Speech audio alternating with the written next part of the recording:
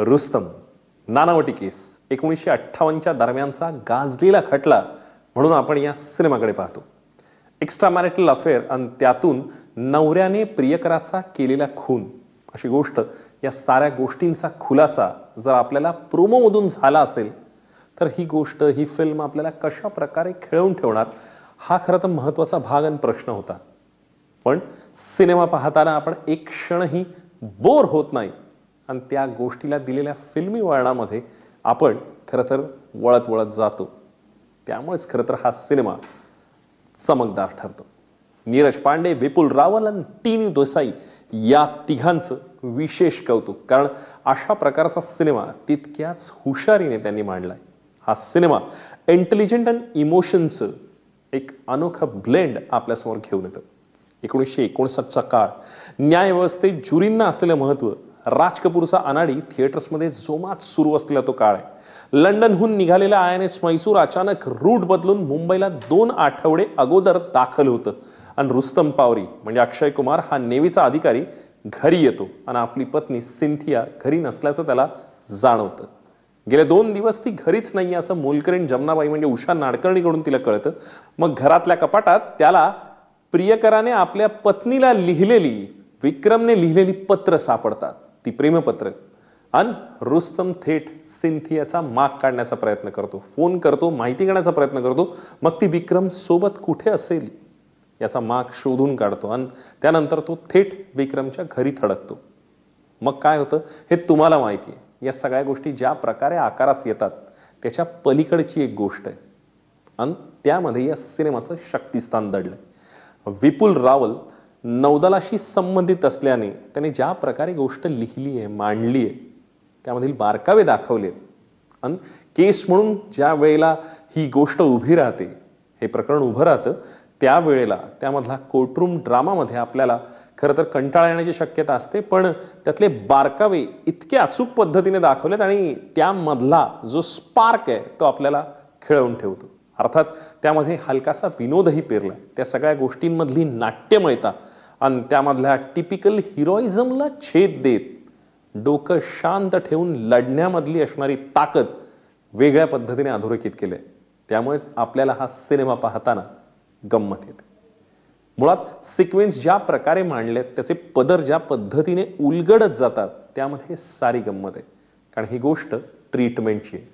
रुस्तम हा खुनी आहे, पण त्याच्या बाजूने सहानुभूती असावी असे फॅक्टर शोधून त्याला ग्लोरिफाय करताना कथेतले ट्विस्ट अँड टर्न्स ज्या प्रकारे दिलेत त्यामधली ही खरं तर गंमत आहे. उत्तरोत्तर हा खेळ अधिक रंजक होत जातो.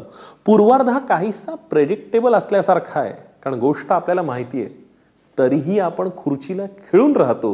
हे त्यामधलं मॅजिक आहे. खिलाडी कुमार हा अत्यंत हुशार अभिनेता आहे. हिरोइझम वाले 100 कोटींच्या क्लबच्या पलीकडचे रेकॉर्ड्स करताना दिसतात, पण त्याने बुद्धिवादी सिनेमा करताना इमोशनली साथ घातली आहे प्रेक्षकांना आणि अक्षय कुमार इथे वेगळा ठरतो. त्याने ज्या प्रकारे स्पेशल 26 पासून आपली इमेज चेंज केली आहे ते खूप महत्त्वाचं आहे. कारण ॲक्शन ते विनोदी असं ट्रान्सफॉर्मेशन त्याने जितक्या सहजतेने केलं होतं, तेवढंच इंटेलिजंट फिल्ममधलं त्याचं असणं हे महत्त्वाचं ठरलं. आणि तोही बदल कुठेतरी अभिनिवेश आणून नाही, तो तितक्याच सहजतेने केला. मग ते स्पेशल 26 असो, बेबी असो, एअरलिफ्ट असो आणि आत्ताचा रुस्तम.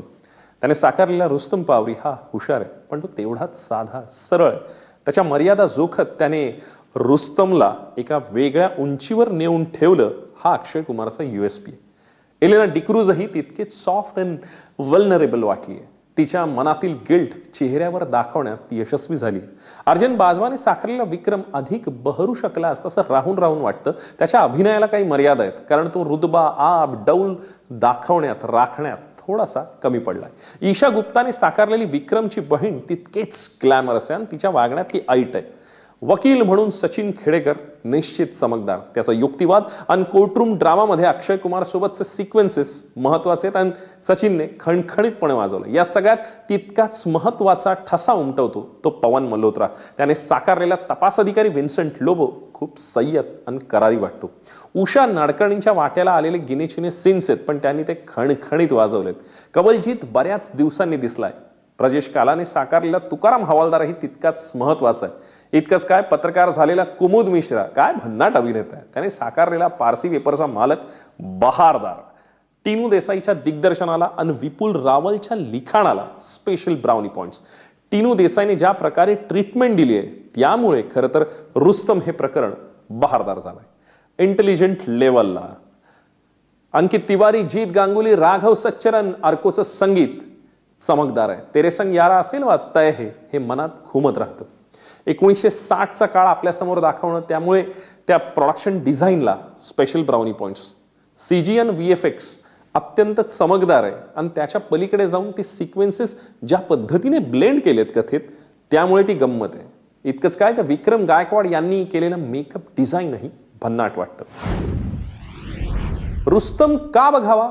खरं तर गोष्टीतली नाट्यमयता, त्यामधील ट्विस्ट अँड टर्न्स, अक्षय कुमारचा दमदार आणि तितकाच संयत अभिनयासाठी.